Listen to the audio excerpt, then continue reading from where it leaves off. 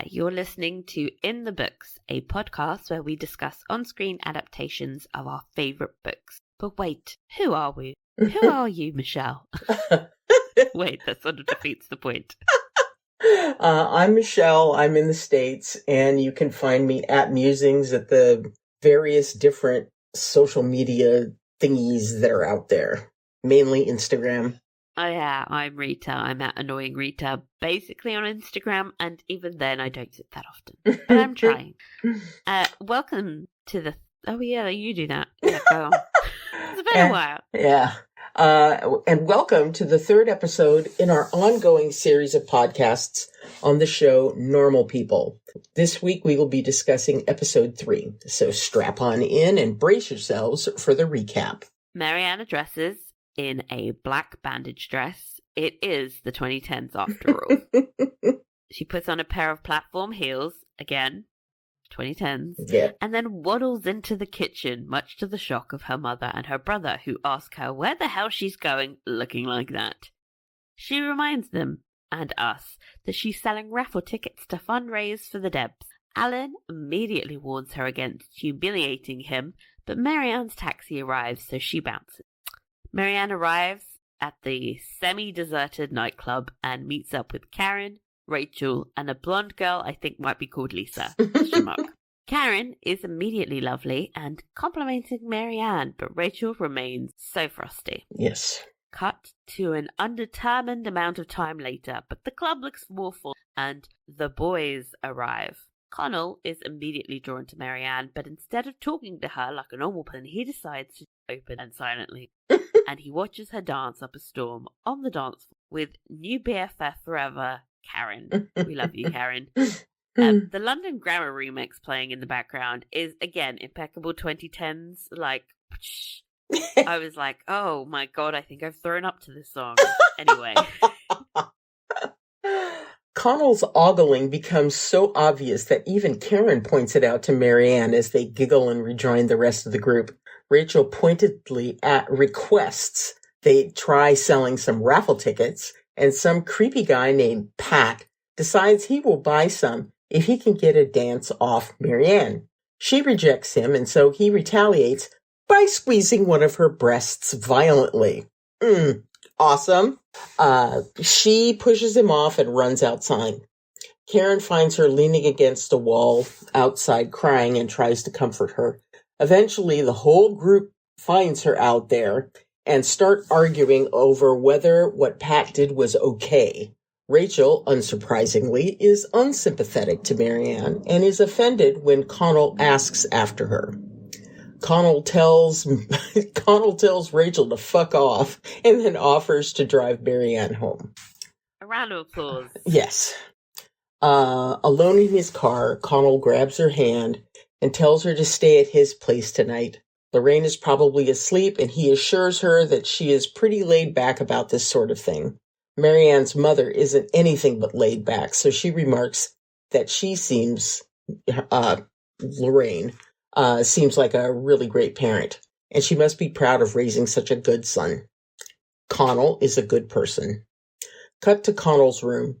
He and Marianne are huddled onto his tiny single bed, and Marianne asks about his relationship with Rachel.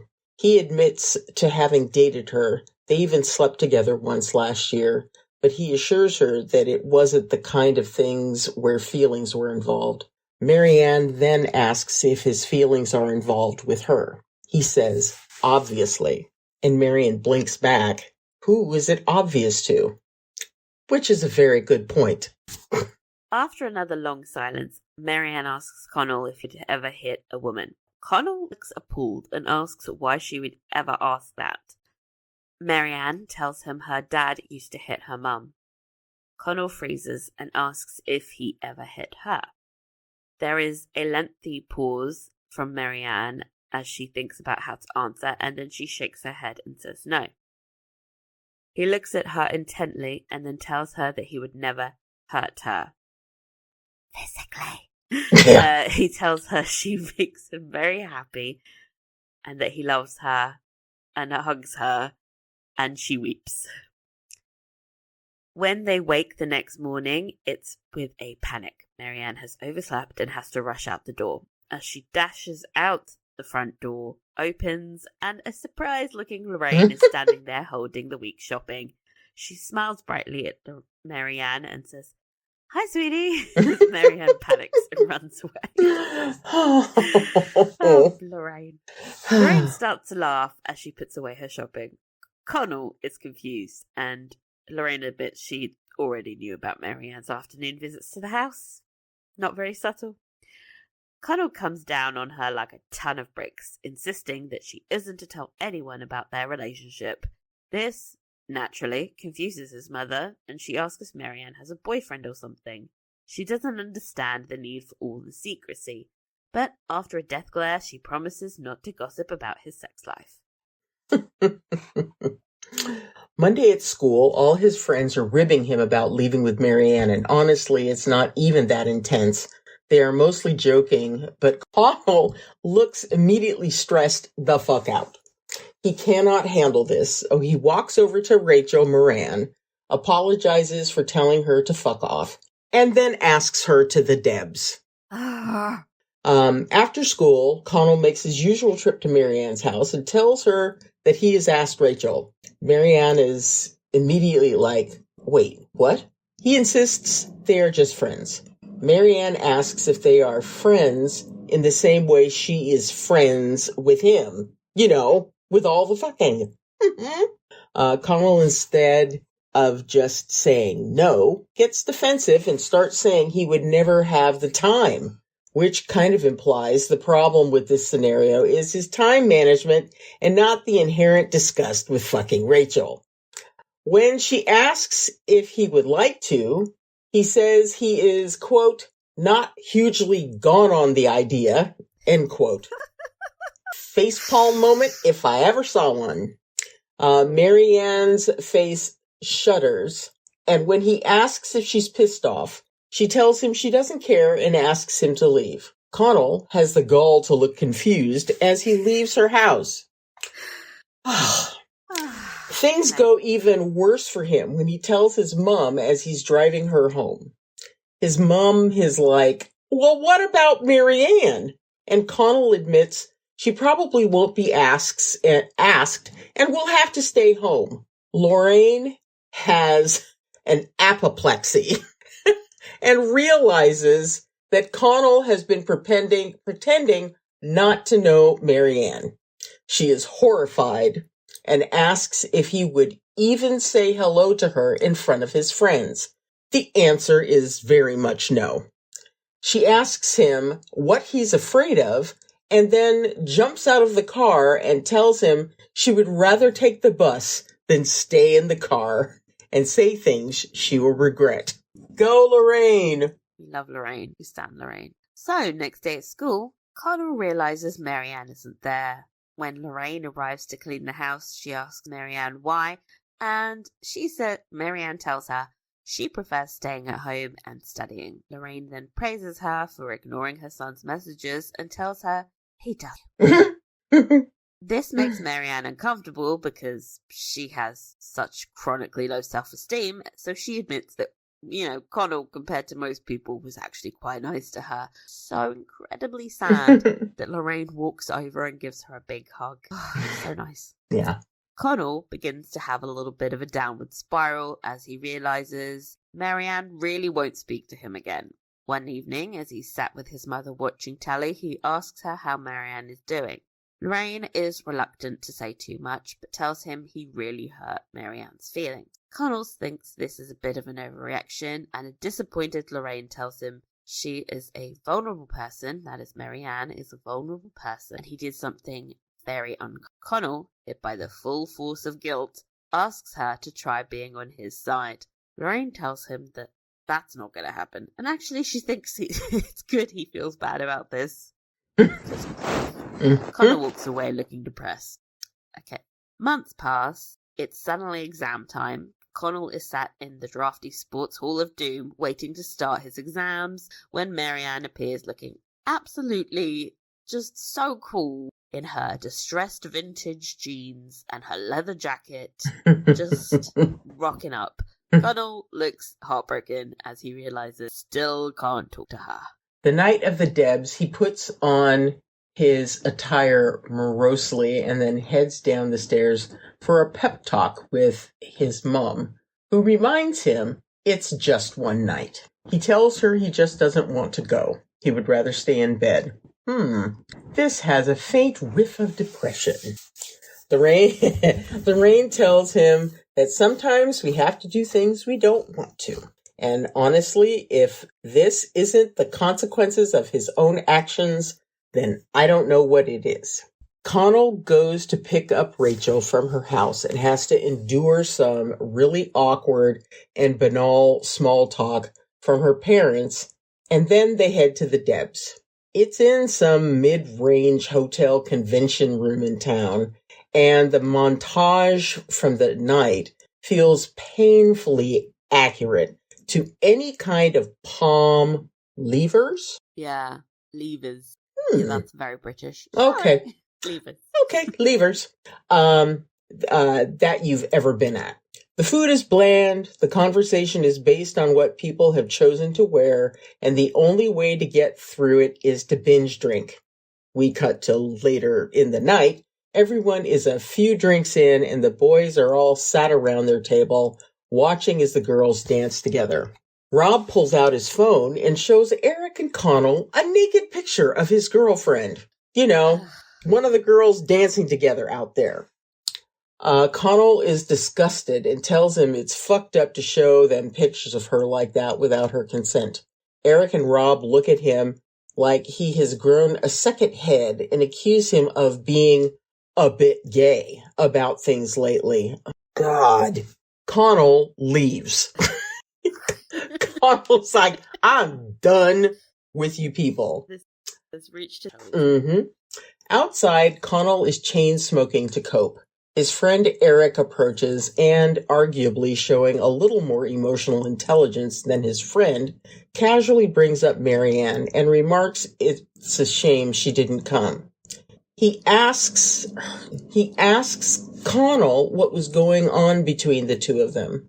Connell continues to play dumb, but Eric interrupts and tells him everyone knew they were fucking.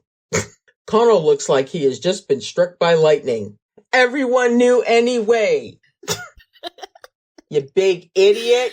He stops pretending it didn't happen, and Eric plasters his friends with the kind of gross and insensitive questions we have come to expect from him. Connell ditches the Debs. Question: how is Rachel gonna get home? No, we don't feel bad for Rachel. No. But he has basically fucked up her night as well. Yeah. Like, thank you, Connell. Yeah. A drunk Connell is stumbling around the town in deep emotional distress and in, like, a three-piece suit. Yes. Weird. The full weight of his decision has hit him, and it's not good. He picks up his phone and calls Marianne, who is sleeping like a baby. Good for you, Marianne. Connell leaves a message telling her that he misses her and that he can't speak to anyone the way he spoke to her. And he kind of rambles another love declaration and then runs out of time and apologizes and hangs up quickly.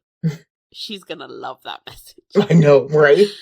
So Connell begins to have a breakdown on the side of the road, crying hysterically as he realizes that in the end, the person he has hurt the most in this situation himself. The end. Yup. And then, like, the most 80s song you've ever heard. Oh, God. It was fantastic. Yes. Okay, what did you think of this episode? I thought the episode was good. Well, I mean, the story sucked, but the acting of what happened was amazing. I was, every disastrous school dance experience I ever had Yes.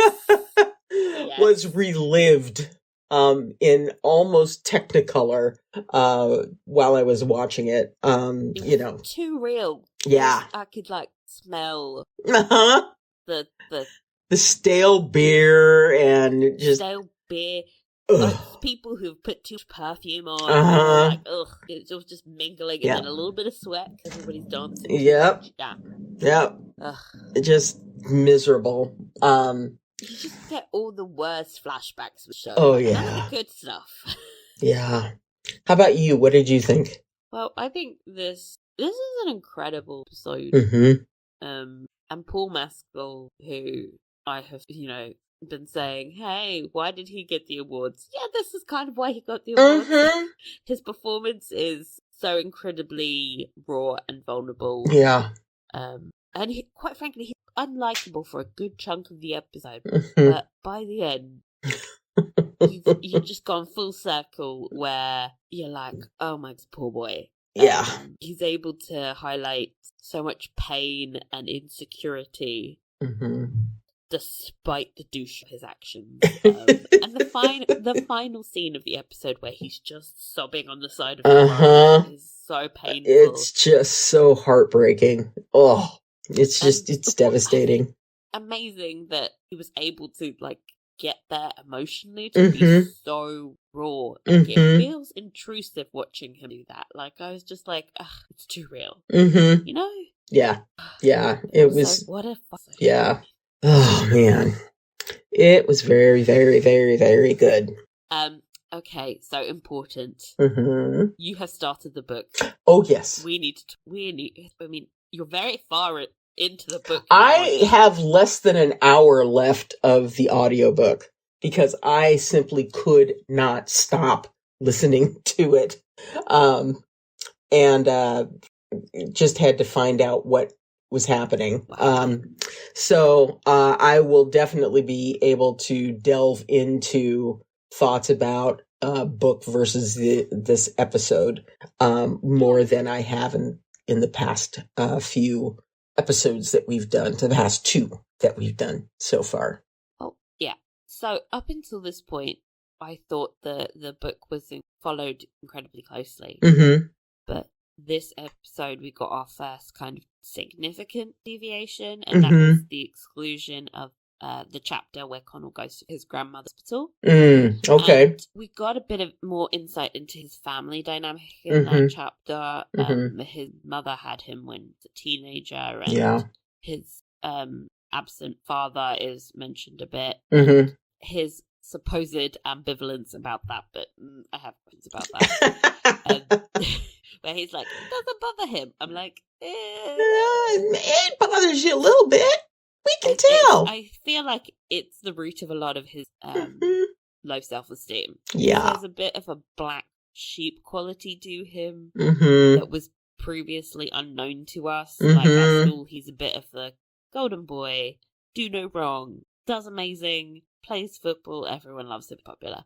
But in his family relationship, he has a bit of a contentious relationship with his grandmother, who resents his presence and thinks of him as something that ruined Lorraine's life. And I think that sheds so much light onto why he to relate to Marianne.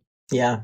And I think explains his desperation to fit in. Like, he's desperate to be liked. And to prove himself as, like, a good enough... Like, if he's just perfect, then that sort of means that Lorraine didn't ruin her life. Yeah.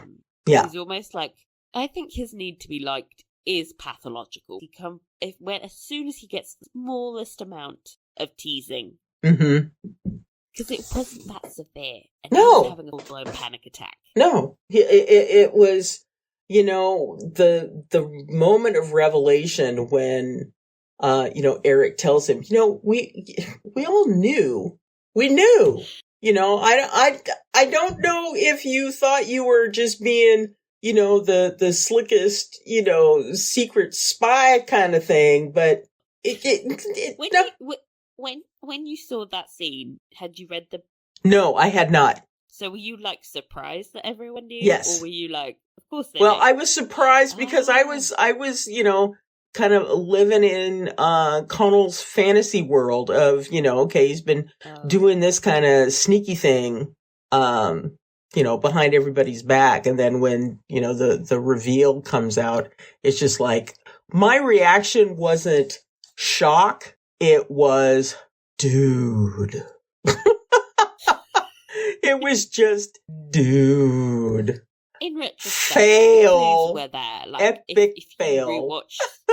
if you rewatch the first few Yeah. episodes, it's really obvious that their friends are always watching him whenever she's Yeah. around, and they know that he's staring at Yeah.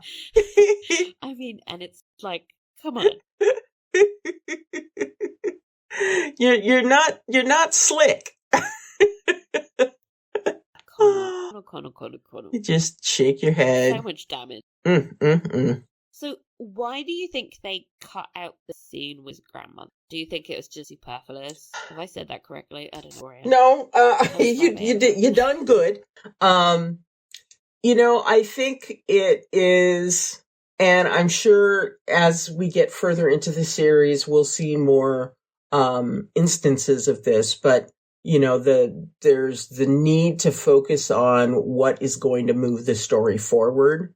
And while having that backstory of Connell is interesting, and it gives you another slice of his psychology to add to the mix, I think that it was something that could have been cut in order to make this move along more smoothly. It wasn't something that was critical, essential to the story. So it was a nice to have, not a must have. Yes. Another change, Mm-hmm. and this one has always confused me. So when Connell asks if her father hits her in the show, she does this rather sort of unconvincing denial thing. Mm-hmm. But in the novel, she says sometimes. Mm-hmm. Yeah. I don't know how I feel about this, to be honest. And I've had 4 years to grapple with it. Why would they change that? And when she did her unconvincing denial thing, do we believe her?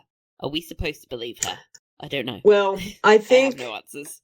And I am working hard to keep the book, where I have progressed in the book, out of my thoughts, for where we are in the series. It makes me wonder how far we're going to delve into certain topics as we move through the series. If they changed other things down the line. Yeah, we're talking about having this kind of background peek into Connell's psychology. Is the omission of her saying sometimes going to be significant? I feel like it's also significant for Connell to have that information. Mm-hmm. Because in retrospect, when he hears that, he's like, oh, she's been abused. Mm-hmm. And then his reaction is to hurt her emotionally. It makes him seem like a bigger asshole. Mm-hmm. Then, if there's a bit of ambivalence, and I'm still not... Here's the thing. When she said no, I didn't believe her, at all. So I wonder if that's part of what they're doing there, is creating some ambivalence, so there's plausible deniability for Connell. Again, like I said, I've had 4 years to think about it. I'm still confused. Maybe I'll sort out my feelings further down the line. But I find that whole thing confusing. Yeah. Why make this change? I still don't know. And I don't know that it makes that huge of a difference, but it feels significant to me. Yeah. But I can't pinpoint why. Yeah. I mean, the little psych major in me has all kinds of things to noodle on. We'll put a pin in that, and we'll come back further on. Yeah, because obviously there are lasting repercussions to the backstory. Yes. So Connell and Mary Ann. Let's bask in some actual good Connell. Connell's reaction to her assault was obviously the bare minimum, but we don't want to make Mary Ann's assault all about Connell, but I think it was just so nice after the previous episode where he had done fuck all when his friends were making fun of him. In a moment of actual real pain and high jeopardy, he was able to push aside all of his anxiety about his friends and prioritize Marianne's well-being, I think. Yeah. Deep down, that proves that he cares about her more than his weird preoccupation with his social status. Exactly. Unfortunately, it's one of those classic situations where after the crisis was over, he slipped back into his bullshit immediately. Yeah. But that was a tiny itty bitty bit of redemption that I think they gave us just so that his betrayal would hit us that much harder. Marianne opening up about the abuse in her family. Backstories were just abundant this week. Oh, yeah. And what was fantastic about this scene in particular was I thought that it slotted right into everything we knew about Marianne's home life. Like a fun, fractured jigsaw where all of the pain is awful, you know? And, when it comes to, her telling us about the abuse that occurred in her family, of course, this leaves me all kinds of questions for what else we're going to see as we move further into this show and, how deep they're going to go into this. But, I think that, the actual scene itself was really pretty moving. And the performances were beautiful as she was going through and recounting this for Connell. And this did open up questions for me, for the, I'm watching this for the billionth time, and it suddenly occurred to me that Lorraine referred to her as very vulnerable, and I was like, my antenna suddenly sprung up about, does she know? Does she know? Does the whole town know? Is that why Marianne is sort of treated like she has the plague? Yeah. There is this outsider quality to her whole family. I know her stupid brother is always trying to fit in with people, but it doesn't feel organic. Yeah, Alan needs to walk in front of a train. I'm not violent. No, not at all. I think that, there's a part of me that wonders, does like recognize like? Does Lorraine have a history of abuse in her background? Or is she just aware of the signs enough to be able to recognize it? Yep, because it's worryingly pervasive and it's really quite depressing how much violence against women is just one of those sort of accepted norms. We just I was thinking about how the police sort of just goes, oh, it's a domestic. As if to sort of say, well, we don't get involved in domestics. Yeah, and it's like, yeah, I know. It's become routine, which really sucks. Maybe we should do something about that as a culture. No, let's just let women get abused. Yeah. I think it's also an important element to understanding why she's gravitated towards such a toxic relationship with Connell, because she's almost psychologically wired to see love and pain. Yeah. Ooh. Yeah.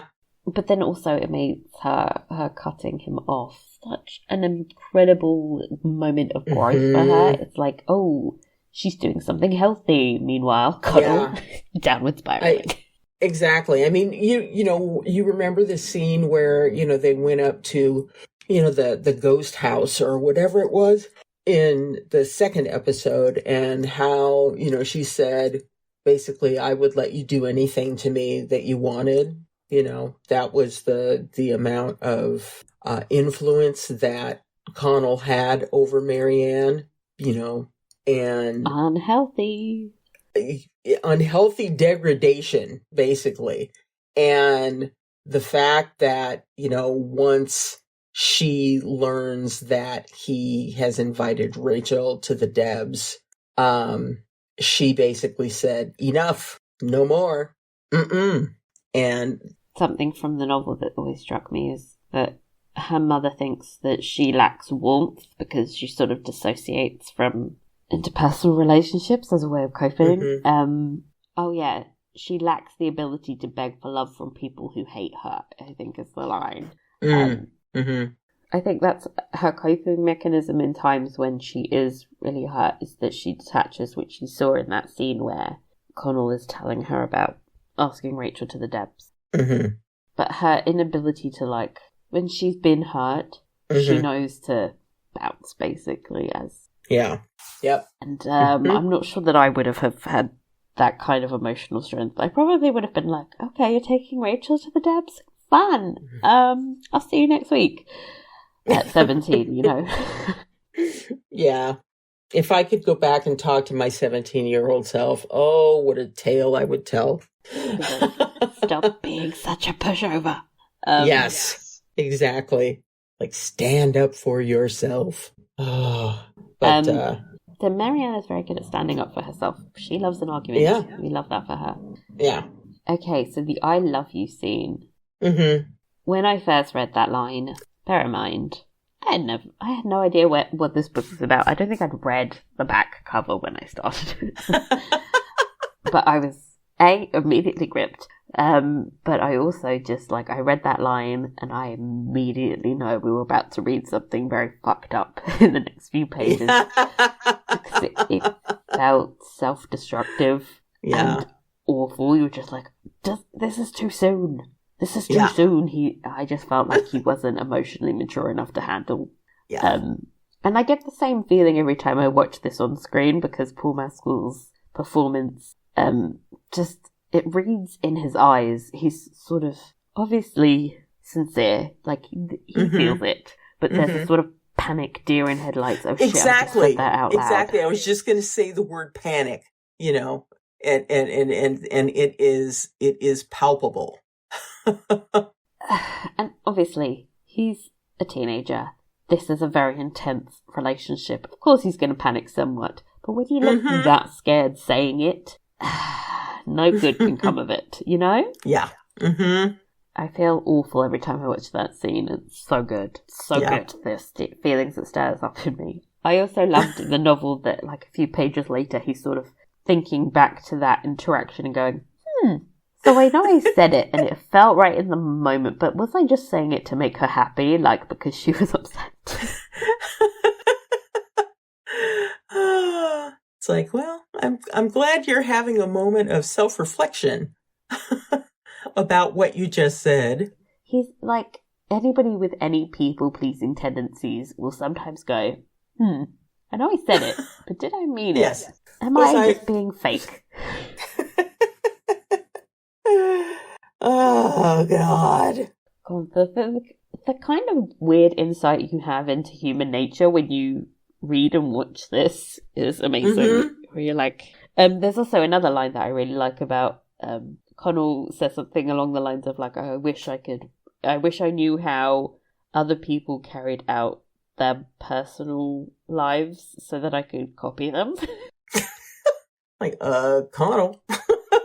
No, but I feel that, like, on a deep level. Like, I don't know how to... Because relationships are so messy, you feel like you just need a guide constantly. Like, if there was a format that I could follow that would make this easier to process things, because I feel like I need structure, and you just can't do that. Like, this is the one thing that you can't plan for. And it can be very hard to process. And I think Connell is grappling with the fact that he doesn't know what the fuck he's doing and he doesn't know what he's supposed to do. Yeah. It's very real. Connell is too relatable. Which led to his betrayal, because he cannot process his feelings. Again, on the grand scale of things, asking Rachel to the Debs shouldn't be. It was.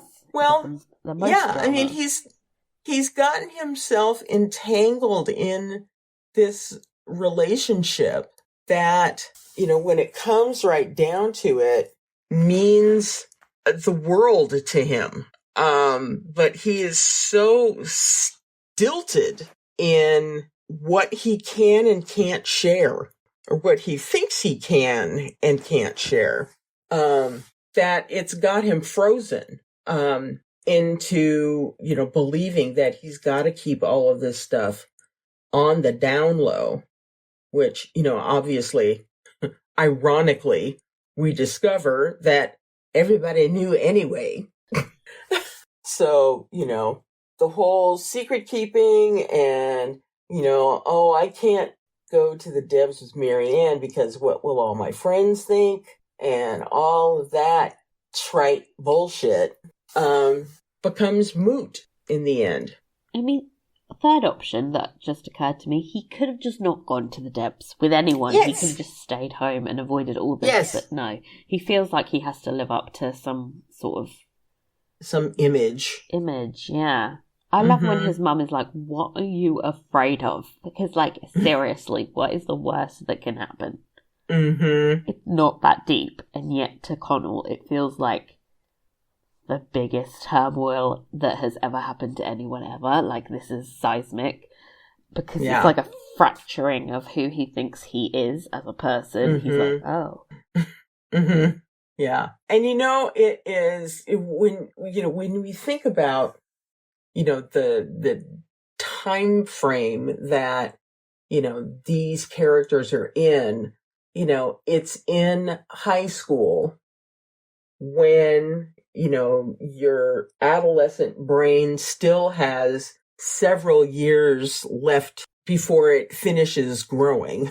Your hormones are going bananas and everything has a life or death feel to it. And it's to think about the things that, were, so important to you back then, when you're a grown adult, it just makes you go, if I had a moment with my 17 or 16-year-old self, oh, what a conversation we would have. Because it's like, okay, all of these things that you thought were so important, not so much. You will forget most of the experience you thought at life and death. Yeah. It's like, by the time you reach 30, half of those things are going to be laughable.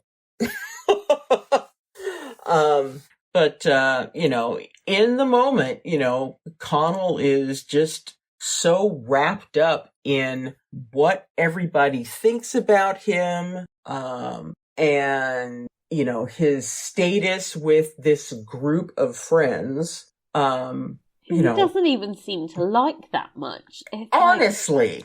And it just, when you think about it, it makes the betrayal so petty and so small of him to do to the person that, the day before he was telling that he loved them. Yeah, I mean, one thing that I can't wrap my head around was that he was in bed with her Sunday morning, snuggling, and Monday morning he's like, I'm going to go ask Rachel to the Debs. The whiplash. Yeah. It's like, dude. If I was Marianne, I think that would be, the speed at which he would turn on me is part of the problem. Yeah.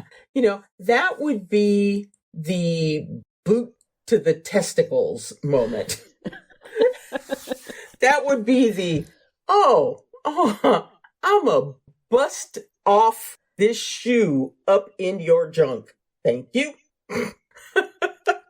It's the complete disregard for Marianne's feelings and his inability to just have a conversation with her that isn't defensive and flippant and not I'm not that insatiable. Oh, shut up, Connell. Oh, God. Yeah. Just be honest, okay? You felt awkward. You felt like you had to ask Rachel. If he was just, in that moment, I feel like if he just said, sorry, things got kind of weird for me and I felt like I had to ask Rachel to deflect, Marianne might have understood. But this kind of every time she's asked about Rachel, he's been evasive. Mm-hmm. which is part of the problem. Like, if he was just able to communicate his actual feelings, which is that he is very indifferent to Rachel. Mm-hmm. Which I feel bad for Rachel, which I know I shouldn't, but I do. If he was able to communicate that better with Marianne, I don't feel like it would have turned into this whole drama. But, you know, Mm-hmm. he's an age boy, so... Yeah. God. Happier times. Let's talk about Queen Lorraine. Lorraine. Irish princess. Oh, she is so wonderful. Queen of our hearts. Mm-hmm. Queen of holding her son accountable for his own actions. Mm-hmm. She's not letting his feet away from the fire. Every time he feels sorry for himself, she's like, take a look in the mirror, son. Yeah, she's right there to kind of bring reality right back in front of them. I love the scene where she was encouraging him to go to the Debs, because, you know, she was very kind. Oh, there's the little moment where she squeezes her cheeks together. It was so cute. It was very cute. But yeah, she was also just like, nope, you are going to the Debs. You have made your bed. You are going to lie in it, and you are going to hate it. But you will do it. Yep. Can you imagine if he'd gone through all of that? And she had just caved? If he'd... Yeah. Can you... There is a scenario in which he just stands Rachel up. Which would be awful. That would be... It's like, no. Honour your promises. Yep. As he is a teenager, he needs to have his terrible Debs experience along with the rest of us, you know? Yeah, I mean, I think we all have to have our prom nightmare story, and, you know, not a Carrie level nightmare, but you know, a prom nightmare story. You know, I was stood up for my prom, my senior prom, and, you know, eventually wound up going with the brother of the dude that stood me up, because he and his mother felt so horrible about how this guy had done me wrong, and we were just friends. It wasn't anything romantic. It was just like, okay, I helped you out when you needed a date to your frat thing, so do me a solid. Go to the prom with me, and we'll call it good. You know, it... Was it traumatic, though? Were you still like, how dare he do this to me? Standing me up on my prom. It was just rude. It is rude. Know, and you know, the fact that, you know, his girlfriend, who he apparently didn't tell, that, you know, we'd had this arrangement to go to the prom, she just pitched a fit, and that was the reason why he didn't pick me up, because she was upset. Not to defend her, but he didn't really tell her. Like, I bet you if the secrecy was probably her problem in this situation. Oh, yeah. But yeah, so don't do that, people. Be honest. I hope at this point that none of you are going to prom, because... Yeah.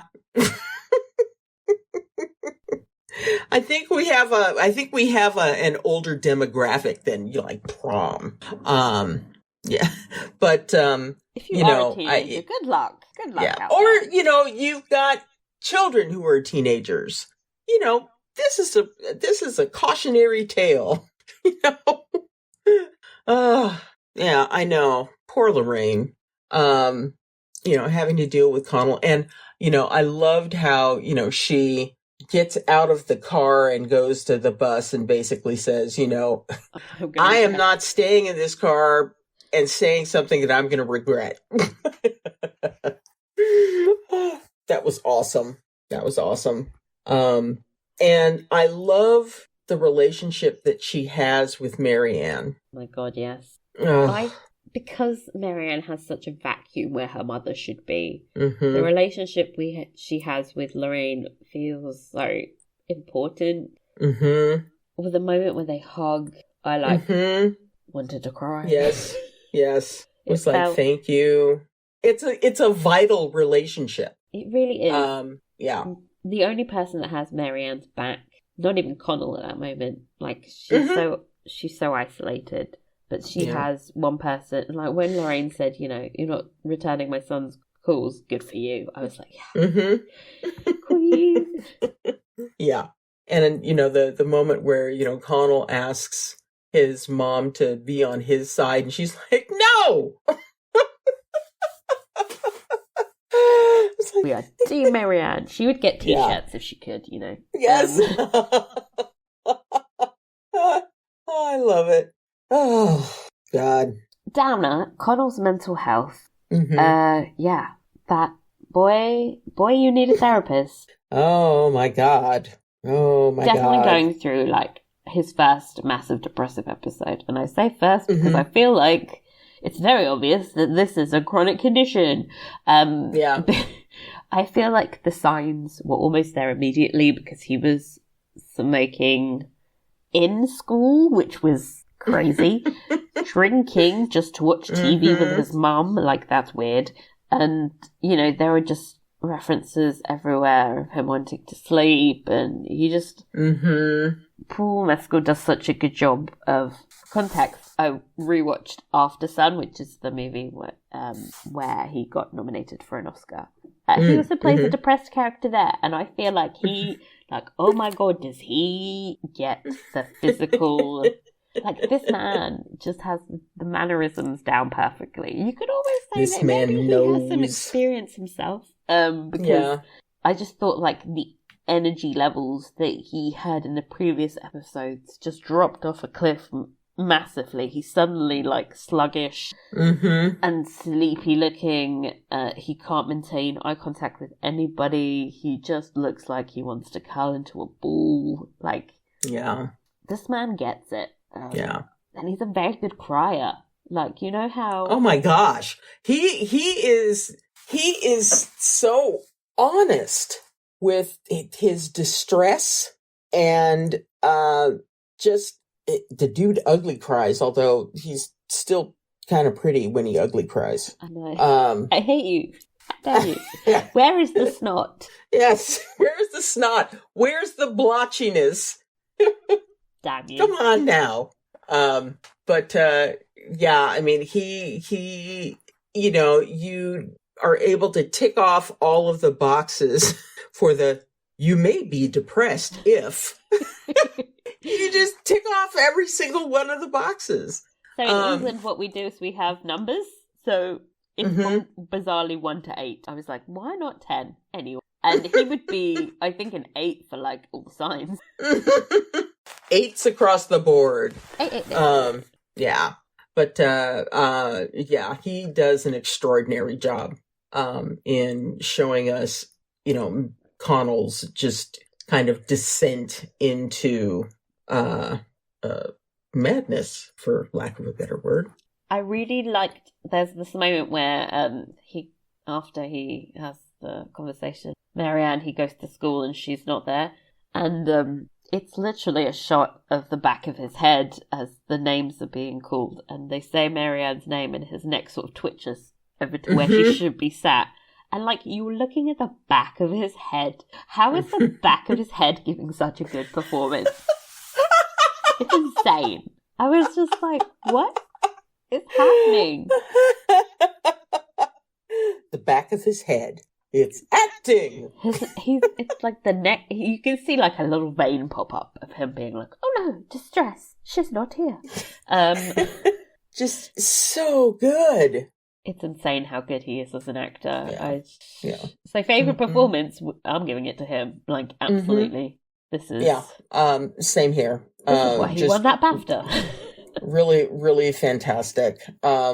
It's very hard to keep your eyes off of him on screen. And it's not, it's not because he's pretty. It's because he is so compelling in his performance, that it's a wonder to watch. It's honestly, it doesn't feel like a performance. It feels like you're just like peeking in on a man's emotional breakdown. Like that scene, that final scene of him sobbing on the side of the road. like it felt like you were just like driving past and you got a glimpse of a man crying on the side of the road. Like, it felt real, and I think the way it was filmed, like handheld, and the natural lighting, and just how ugly the fluorescent lights were, and then also the lack of music, like it was just played incredibly real, like a documentary almost of, and it just feels really intense watching it. Like I ugly cry. I ugly cry along with him, like, oh no. Which is weird, because like a few scenes before I was like, this is what you deserve, and now I'm like, no. Oh. We didn't mean it. It's like, no, we meant it, but it's hard to watch you go through this. It's hard to be like, this is a good growing experience for you when you're like watching the emotional distress. Yeah, exactly. How about your favorite scenes? I mean, I think the phone call at the end is probably the best thing that I've ever like one of the best performances I've ever seen in anything. Like I said, the way it's filmed really highlighted the emotion, and I think if you want like a pure example of the power of this show, I think that scene is why it works so well, because you've got fantastic storytelling and great direction and Paul's performance, and it just makes you feel awful, and then suddenly the music kicks in at the end and you go like yazoo. And you're like, what is happening? Why am I crying during a yazoo song? Oh God. What about you? For me, I loved the scene. Well, the scene where Marianne walks into that gym. I was just like, I am woman, hear me roar. I loved that. I loved the strength that scene portrayed. I thought that the scene where Connell and his mother are in the car, and when he gives her the news about asking Rachel to the Debs, I thought that was a brilliant scene. So. So satisfying as well to have someone just yell at him, because Marianne was so like closed off. It was nice to see some anger from someone. Yeah. It was like, good, yell at him. He needs to know. Costumes, hair, and makeup. Okay, so the most important thing to highlight here is the contrast between the effort the girls made to go to the club. I mean, they were high heels, hair did, makeup, the tightest, shortest dress they could find. Meanwhile, Connell shows up in a tracksuit. Yes.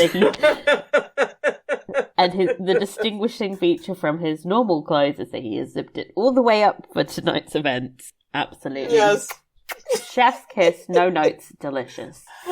Well done. Yes. Oh my God. And like I mentioned it in the review, the recap, but the black bandage dress. I mean, the bandage dress was the 2010s. You know, everyone, apart from me, I had a bandage skirt, but I didn't have a bandage dress. Everybody was into the bandage look. It was like the tightest thing you could find. Just put it on your body.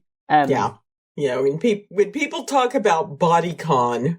It's like, nothing. Y'all didn't have anything on the bandage dress. Why did everyone decide that we needed that dress? Like, why was that everyone had one? I saw so many of them out in the streets. It was also the way that she couldn't walk in her high heels was perfect. She looked like a little. Yes. You know what her mum's reaction was sort of like, I felt like her mum watching her walk around, and that I was like, oh. Oh, wow. Where are you going in that? The thing is, like, I don't think it doesn't feel like an outfit that she would ever choose for herself. I think that also made it even more perfect, because it's like an attempt to fit in with his friends rather than something she would wear for her own. Like, she's more of a vintage girly, you know. She's a Yes. She's indie. She wears her beaten leather up jacket. She's not bandage dress girl. No. I mean, she reads the Communist Manifesto, you know? Not to say that folks that, dress like the Kardashians, don't read the Communist Manifesto, but, That's not usual, is it? It's not, not standard fare. But, it was like, oh, honey, you did not have to put this much work into it, but I understand why you did. And also with the location, the hotel room they used for the Debs. Oh, God. It's like, where do you find these places? Because they are so perfect. They're so sadly perfect. It's the weird lighting, the low ceilings, the carpeting on the floor that makes it completely horrific if you're in high heels. Oh, God. I loved that their table had maybe one or two sad balloons floating above it. It wasn't. You know how you watch American high school movies and it's like the prom has to be really ornate and over the top, and it's like. And then you watch this show where you get two sad balloons. It's just so sad. Oh, God, it's so sad. The flashback's more intense because that's real life. Your prom committee does not have the budget. Yeah, that's real. What you see on High School Musical, not so much. Nobody's singing at each other. It's just showing each other photos of their girlfriend naked. That feels real. Yeah. You mentioned the last scenes where the about the camera work and the atmosphere and the whole 9 yards. That is some brilliant decision making when it came to how they wanted to direct the photography, and they did a brilliant job. There's nothing more wonderful for a scene like that than the shaky handheld camera. No. Again, I said, it felt like a documentary, and that is the vibe. You feel like you're watching something that should not be committed to film. This feels like a private moment. So they're knocking it out of the park. Everything is perfect. So anything you didn't like, apart from the emotional distress, obviously? No, I think that they did a really great job with not so fun situations, and they were able to really make them stand out and live on screen. I thought they did a great job. Yeah, I agree.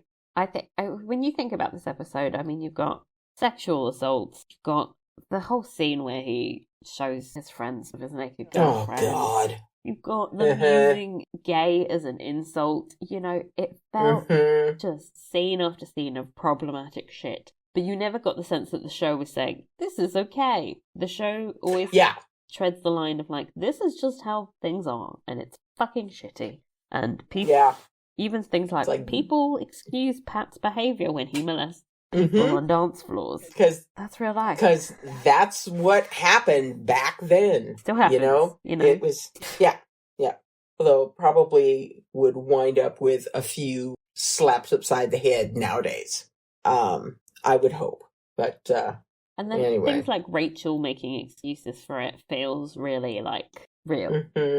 So, so often you get groped in the dark and your friend's like, oh, yeah, that happens to me, no big deal. And you're like, yeah, but... It's like, yeah, it is a big deal. I didn't like it. Because it shouldn't have happened to you, too. Yeah. So, anyhow, how many communist manifestos out of 5? I've been saving for the 5 for this episode, and I'm bringing out the 5. 5 copies of the book. Yeah. Where does the money for the... Line them up. For those... Line them up. Go to. That's another the Communist Party, but there's so many. Anyway, that's a Google search for later. Who keeps the money? Yeah, good point. Inbox. Okay. Hi, Michelle and Rita, or hi, Rita and Michelle. It's been a while, but I've been out here enjoying listening to my two favorite podcasters. I binged, goodness, I binged Normal People back in 2020 during lockdown. When I saw that you guys were going to podcast about it, I had mixed feelings. I remember it being a good show that I couldn't stop watching, but I also remember it being rough to watch and wasn't sure I could do it again. I'm watching along with you this time, and seriously, I can't remember what happened in each episode, so it's kind of like watching it from scratch. I haven't read or listened to the book, but I do enjoy books that get in people's heads, so I will probably read or listen to it soon. This show is so real and so unbelievable at the same time. You can so understand what these two people are going through, but then you are shocked about the things they do. I was going to write in after episode 2, but didn't get a chance. But that episode made me wish I could go back in high school, but not when, the 80s, and where, the Midwest U.S. I was in high school. I wanted to be Mary Ann in the 2010s in Ireland and be able to tell the boy I liked that I liked him, and then ask him when we can take our clothes off. In the place and time where I grew up, nice girls didn't do that without some kind of commitment from a guy. Nice girls could have sex, but they didn't put out, quote unquote, without getting something out of it from the guy. If you let a guy use you, you were a slut, plain and simple. It wouldn't have mattered if you wanted to have sex and no relationship. I thought nowadays we have friends with benefits. Seems like a good thing. I don't know. Have we evolved? It just seems a shame to waste all that teenage horniness, being safe and considerate, of course. Maybe we all need intimacy coordinators. Yes, we definitely do. Even as adults, I would say, yeah. Uh-huh. Now after episode 3, I realize things are not so different these days, and in different places all over the world. Teenage boys are assholes, and no matter how nonchalant you think you are, it hurts when they betray you. This episode is gut-wrenching. The direction and photography is so good. You can so feel Marianne's pain, Colin's anxiety, then Colin's pain. As with every episode of this show, not a single scene is wasted. You are forced to sit in the uncomfortable feelings, even the scenes when Connell picks up Rachel from the dance. Oh, that was beautiful. Or for the dance. That was brutal. Lorraine is the hero of the episode. Yes! She says exactly what you want to say to Connell, and she says it brilliantly. Brava. And she's there for Marianne when no one else is. That scene made me cry. Seriously, Lorraine does not look old enough to be Connell's mother. Teenage pregnancy, baby. Yeah. It's tough watching these episodes and not binging. You want to move on from the uncomfortable place and get to a happy ending. I actually don't remember if there is a happy ending. I will wait till after the podcast, though, so I can be in the same place you guys are when I listen. Your loyal fan and listener, Carol from Connecticut. Oh, thank you, Carol. Welcome back, Carol. It's been a long time. Okay, next one. Hello, lovely ladies. It's been a while. We're getting all that old. Well, not old. Long time listeners. Yeah. I was delighted to discover on Twitter that you were about to do Normal. It's a bit of a favourite of mine, so I felt compelled to. Having now listened to the first 2 podcast episodes, I thought I'd chime in by email. Firstly, palpable relief on my part that you both loved the show. Beautiful tea. I first read the book in one sitting on a long-haul flight to Ireland, actually, and I really liked it, but I think the TV adaptation elevates it to another level. Wonderful performances by both leads, and yes, Rita, I agree that Daisy Edgar-Jones' performance was underappreciated. A travesty, really. As an aside, she was also fantastic in Under the Banner of Heaven. Never heard of it, but yay, Daisy. Daisy's Irish accent is chef's kiss. Her mum is from Northern Ireland, so I imagine her ear was honed, but she has said in interviews studied how Sally Rooney spoke too, which I think is adorable. With Paul Mescal's status now as the ubiquitous one, it is jaw-dropping that this was his first on-screen role straight out of Lair Academy in Dublin. Insane. But he did do that sausage advert, so, questionable. I love that sausage advert. I'm Irish, so hopefully can help with any peculiarity. Like Gaelic football, not Gaelic. Gaelic football. Yes, you can. Thank you. Yes, you can score a goal. See? It's set and filmed in Sligo, a beautiful part of the country. Hope you get to do your beach trip to Streedar Beach in Sligo one day. I hope I said that right. The internet, what a wonderful development in storytelling. Funny story. When episode 2 aired in Ireland, the phone lines on RTE, the national broadcaster, were ringing hot with complaints about the sex. It was a very long sex scene, but, Yeah. Calm down. Yeah.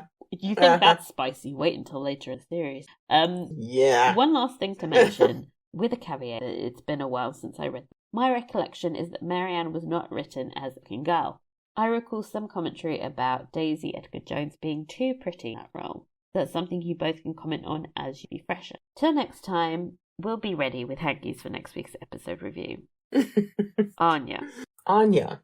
Thank you, Anya.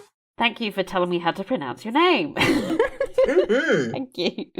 As for her being too pretty, I don't think we get a good insight into her appearance because the reflections we get on that are from Marianne's point of view, and she is obviously got low self-esteem, and she's like, oh, I'm kind of weird looking. But she has multiple men in love with her throughout this book, so I don't know that that's an accurate... I always get the sense that she's actually kind of a cool girl, That she's just... Agree. Potentially not traditionally attractive by the standards of small town. Yeah, by your standard Western beauty standards. I mean, what you see in advertisements and the Barbie movie and on actual Barbies and that kind of thing. She's not Rachel, Rachel fits in a certain sort of 2010s. Mm-hmm.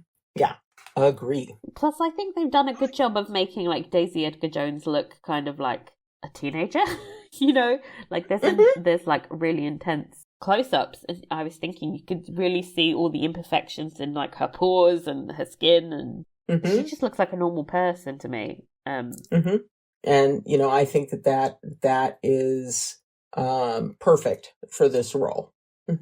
Yeah. Hi, girls. Morgana here. I hope you guys had a good week. We've had several. None of them were good, okay? Yeah. They were stressful. Yeah. They were stressful. Yeah. Sorry about the delay, guys. This week's episode starts off so well and only goes downhill. Yup. You think Connell will finally take action, but as he takes a half step forward and all paths lead towards Dante's hell. But what to expect from an episode where the main character is a school prom, aka the Debs. I grew up watching this bizarre rite of passage in American films, and when I finally became a teenager, I thanked the heavens that we didn't have this horror show in Brazil. It is a horror show. Uh-huh. Yes. Seriously, whose idea was it to force teenagers to find romantic partners for a school party? And why do so many countries continue to do this nowadays? As if high school wasn't torture enough, you need the cherry on the top of the horror cake. It's the horror, but in formal wear. You are preaching the truth. Anyhow, I wanted to start by talking about Rachel, aka step-girlfriend, because she is Connell's step. I know she's Cal when she says, it was just a joke and we were all laughing, but I think it's important to recognize that she comes from a place of rejection. Internalized misogyny as well. Yeah. After all, Connell says they had sex, apparently only once. He didn't like it, which is fair, but they continue to be friends, which is never a good option at this age. But as much as he says feelings weren't involved, clearly his feelings weren't. But if she didn't have feelings, why would she do all that show? The series makes it clear to us that she is noticing his involvement with Marianne, and that unlike his friends who find it funny, she is completely fucked up about it, and probably wondering why Marianne and not her. Whatever. Nobody really cares about her feelings. Not me. But in the end, when Connell uses her as a closet to end the teasing, I find it complicated. Not much because I don't like her, but I also wouldn't like to be used as a closet. Not that she knows that, because he asks her to the dance, and despite telling Marianne that it's just his friends, He doesn't say that to Rachel, nor to her parents when he picks her up at her house. Actually, this is a good time to mention that he does date her for a few weeks. So, how much of this whole "it's just friends" thing is complete bullshit? It's so much bullshit. Yep. And I think in the end, she ends up a little deluded, thinking that he was just having fun with Marianne after all. Why would she think otherwise? As Marianne says, for whom it is obvious that Connell loves her. I answer, for no one, not even for himself, who I think only realizes what he's saying after saying it. He's really not good at identifying feelings. I identify so much with this idiot. This episode is so good at showing how stupid he is. First, he really thinks no one notices that he can't take his eyes off Marianne. Second, it's a small town. It's not very difficult for a neighbor to see his car heading towards her house every afternoon. Yeah. Third, his mother washes his sheets. Connell, if you don't want anyone to know, hide it better. Because in the end, his big plan to go out with Rachel only proves that his thing with Marianne is over, not that they ever made out. I know that this episode has a lot of problematic things to talk about. I'm sure you guys will talk about, but only one really bugs me the first time I watched it, and it's kind of silly to a European. The drinking and the smoking. When it came to the third episode in a row, where it shows teenagers drinking and smoking without any problem, I was very confused. Because I was thinking the producers were showing that for a reason, to talk about addiction or something. Oh, that's very American. After all, what kind of life is this where teenagers go to bars and drink and smoke in front of their school? And are allowed to. Not that teenagers in Brazil don't drink, but not in that amount and not in front of everyone. Until my twin sister explained it to me in one word, Ireland. And it all made sense. After all, the only thing I knew about Ireland was they have leprechauns and they drink. Apologies to any Irish people listening. Yeah. So if you're watching this for the first time and are too American like me, no, they won't problematize drinking and smoking in this series. It's normal to them. But going back to the show, on some things I have to agree with Connell. I'm a little sensitive to language. When his friends use writing her as a euphemism for sex, I just scream, language! Oh, Morgana. Yeah. My poor baby Morgana. And what about the walk to de-stress that turns into a race against obsessive thoughts? Who has never been in that situation? This episode has so many wonderful moments led by Lorraine. The urge to walk home so as not to curse your own son. Or, I don't want to be on your side in this one. That was wonderful. And I honestly think he only realizes how wrong he is because of her positioning and how she twists his words until he understands how wrong it was what he did to Marianne. In the same time, I feel so proud of her to not get back with him and finally step aside of that relationship. I was very surprised she had that strength, but very proud of her. I think that's that. Till next week's episode.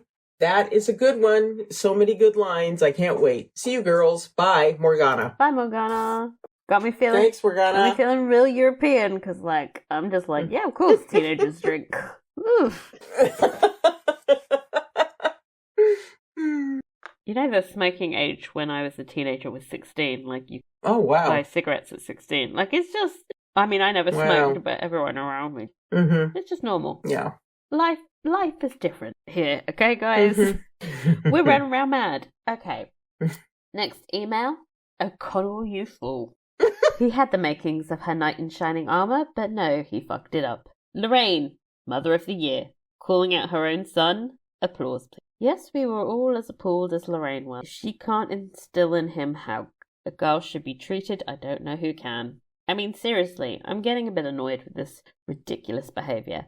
Yes, they exist in a shit town with crap conditions surrounded by juvenile teachers who are immature, and I know high school is a hard slog, but there comes a time in your life where you need to stand up and be counted. It can be daunting to call out bad behaviour and cruelty and accept our own flaws and fears of ostracism, but bloody hell, man up, Connell! In the end, you'll feel better, and you never know, you might even gain the respect of the people who really matter to you. Marianne deserves so much better. Speaking from experience, standing up to horrible 15-year-old girls at school was hard. It lost me friends, but I couldn't stand the hypocrisy and the expense of others. It hurt. I lost those friends, but you know what? I gained a whole lot of new friends who I stuck up for and gained my confidence to challenge opinions and question people's judgment. And to this day, 30 plus years later, we are all still great friends at each other's backs. So take that, Connell, you should, crying young man. But perhaps he will redeem himself. Fingers crossed. How do you explain that emoji? What is that? It's just like... looks slightly cross-eyed. I don't know. Like he looks like the corn. He looks like a smiley face with a corn cob. Oh, that is a weird emoji. Corn cob teeth. How do you find these emojis anyway? I expect better, young man! Exclamation. Here the rant ends. Ciao, Maria. P.S. I'm enjoying it greatly, by the way. Winky emoji. Excellent. Hey ladies, thank you so much for delving into normal people. I've been wanting to read the book, watch the show for a while, and your podcast is the perfect excuse. I have completely devoured both the book and these first 3 episodes in the last week and have thoughts.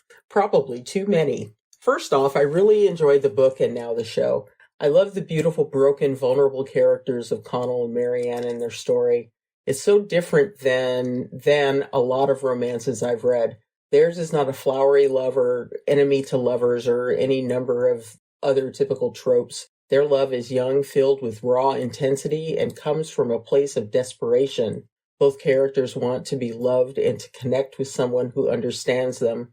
But it is also a story filled with the mistakes of first love, which gives it a depth of reality. I think of Marianne and Connell as 2 sides of the same coin, so similar and yet so different at the same time. Additionally, I find the added layer of class that Sally Rooney brings to the story fascinating. As you both mentioned, most romances don't discuss class, but it got me thinking. Is one of the reasons why Connell wants to keep their relationship secret is because it gives him all the power in the relationship? Ooh. It's potentially a way for him to alter the class scale. Interesting. He's the one in charge of their secret. This is illustrated at the abandoned house when Marianne tells Connell that he can do whatever he wants to her. He just has to say the word, reiterating that Connell, the son of the housekeeper, is the one with the sexual power. Even though the idea of the secret was initially Marianne's, she doesn't care about people's opinions of her the way Colin cares about what people will think of him, let alone whether or not people at school know about her and Connell's relationship. Thoughts? Great observation. It's interesting. That's a really good point. I wonder if it's slightly unconscious on his part, because I don't think he really realizes he has as much power over her as he does, but he's sort of exerting it unconsciously. Interesting. Very good observation. Yeah. Let's see. I have to shout out another favorite character. Lorraine is fantastic. Mother of the Year for sure. I loved her in the book and I'm loving her even more on screen. She was amazing in episode 3 when she berates Colin in the car for the way he treated Marianne. And again when they are watching TV. He says he wants her to be on his side and she flat out says, I don't want to be on your side. I think Lorraine is the wake-up call Connell needs. His youth and ego get the best of him. He mistakes the sexual power domination he had over Marianne for literal power over her, meaning he thought that he could treat her however he wanted and she would stay and put up with him. But Lorraine puts him in his place after he states that Marianne is overreacting when she reminds him that Marianne is a vulnerable person and he hurt her. essentially telling him that Marianne gets to feel however she wants to feel about Connell hurting her. It's not Marianne's responsibility to make Connell feel better about the fact that he has hurt her. If that means ending whatever relationship they have, she gets to do that. Yes, she does. Okay, this email has gotten really long, really fast. I'll end it here. I'm going to try and watch just one episode a week with you guys. Wish me luck. Crossed fingers. Good luck with the podcast, Jennifer Hunter. Thank you, Jennifer. Great email. Thank you, Jennifer. Mm-hmm. I wonder if she lasted that long because we had some problems. Yeah, we've had some issues. Yeah, I don't blame you boy. if you went ahead. Fair enough. Mm-hmm. Oh, seriously. Episode 4 summary. Let's end on a high note. So, Connell finds college lonely. Marianne finds instant popularity. Yay! After running into each other, they decide to try to be friends. That's actually quite a good description of the episode. Usually I complain, but yeah, that sounds pretty good. So, if you're reading along the show, this next episode will cover pages 66 to 82 of the novel. That's just one chapter to 8 of the audiobook.